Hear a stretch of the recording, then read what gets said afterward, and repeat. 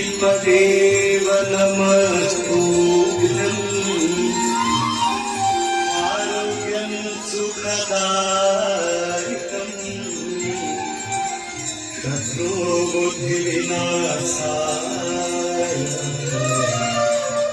दीपदेवो नमोस्तुते।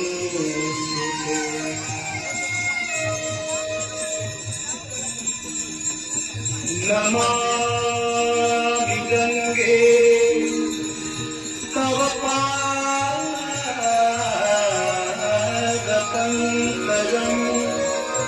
सुरासुरैर्वं दिव्यदीप्यरूपं